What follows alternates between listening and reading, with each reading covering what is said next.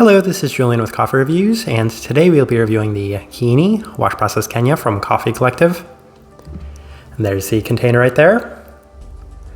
And Coffee Collective, based out of Copenhagen, Denmark. And this is part 14 of our 24-part KaffeBox Advent Calendar series, and our second coffee from Coffee Collective in the Advent Calendar.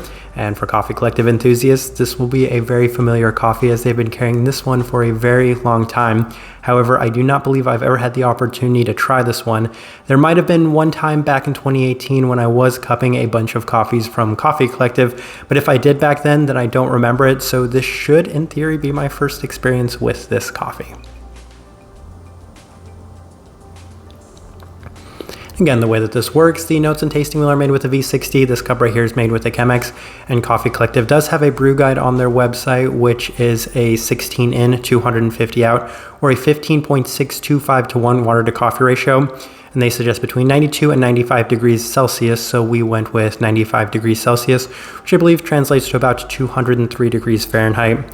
Now, in terms of roast profile for this coffee, I kind of hinted at that in the last video that Coffee Collective is actually one of the lightest roasting coffee roasters in the entire world. This one is very light. It's on the super light side of the spectrum. So with that out of the way, let's go ahead and start discussing this coffee. First impression, and I was really wondering what I was going to get from the cup, and I was a little surprised by the initial first try, as it did have so many of the Kenyan characteristics: the bright acidity, the savoriness, the herbality, and then that juicy body and texture. However, it wasn't in as much abundance as I expected going into it. Now, I've had experiences with Coffee Collective's Kenyans before, most notably Chiga last year, which was in the Advent Calendar, and it came out very savory, very Kenyan-like in general. So I went into this expecting this to be one of the most savory cups of coffee I've had in this Advent Calendar, and maybe one of the more savory Kenyans in general. But given that's not the first impression I had, I said, okay, we might be working with something a little different here, as it wasn't quite as tomato forward. It definitely had a little bit of brightness to it, but it wasn't overly bright right at the onset. If anything, it was a little bit more on the berry side of things. So more of those tart berries, definitely acidic, but not to the extent of it being overly savory. That being said, the cup really did start to open up as it had cooled down, and this is a little bit of a reverse from what I traditionally experience with coffees in general, where they get a lot better as they cool down. This one went the other way, as so many of the Kenyan characteristics really began to open up. As the brightness then really started to dominate the cup, it became a very acidic cup of coffee. In addition to that, the finish, which at the start was a little bit more moderate, then began to last a lot longer. I was experiencing a lot of the Kenyan attributes, the savoriness, a little bit of the herbality that became a lot more prominent, and then the brightness really started to ramp up in the cup. So at this point, it became very much in line with my expectations, and at the end, it became a pretty savory cup of coffee in general. Now, in terms of the Chemex, it's not too different as it has cooled down. I've definitely experienced a lot of those similar traits and characteristics too. If anything, it just kind of keeps the cup slightly more clean, slightly more diluted in that sense. But even then, you're still experiencing so many of those Kenyan characteristics.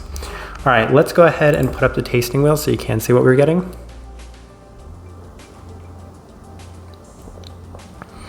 All right, and a bunch of level 4s, so let's go through them real quick. We'll start with the body level 4. That's the one thing that's probably not going to change too much with the cooling down of the coffee, but this one had even more body and texture than I think I was expecting going into it. Traditionally, you would expect some Kenyan coffees to have a little bit more body, but this one had a slight bit more than expected. Finish, level 4, and I should really enter this with the caveat that all of these characteristics at the top of this tasting wheel are at the half mark on the higher side of things. So in this case, the finish, when I first started making the tasting wheel, I always start the tasting wheel at the top. I always start with sweetness, acidity, finish, and cleanliness, because I feel like those are the easiest ones to chart. This one I had a very hard time charting because I was in between on all 4 of those characteristics early on. But the finish was one that I'm like, okay, this has a pretty moderate finish to it. However, as I've kind of mentioned, once it cools down, the finish does become a very long-lasting finish. That's more of a 4.5. You could actually bump that up to a 5, but I feel like rounding down on some of these characteristics, I'll kind of explain why that is a little later. But level 4 for this one, definitely the higher side of level 4. Acidity, again, when I started making this tasting wheel, the acidity wasn't as bright as it ended up being, so that's why it was at that level 4 mark. Definitely on the higher side of the level 4. Again, it's like a 4.5. You could push that all the way up to a 5, especially once the cup has cooled down. It's very, very bright. So at that sense, I just kind of kept it at that 4 because it wasn't as acidic as some other coffees I've had, but that being said, by the end, it was almost as acidic as any of those previous coffees. Berry fruit, level 4. Yes, at the start of this coffee, a little bit after it's been brewed, the berries were quite bright and they were quite sweet. So it was actually at this moment that I'm thinking, okay, this might not be exactly what I'm expecting. This might be a slightly more clean, sweet, berry forward cup of coffee. So at the start, it did reach that level 4 mark. And you could say in terms of those more like vibrant tart berries that it could justify that level 4 mark as well. So yeah, I'm comfortable with it there. That one right there deserves to be at that 4.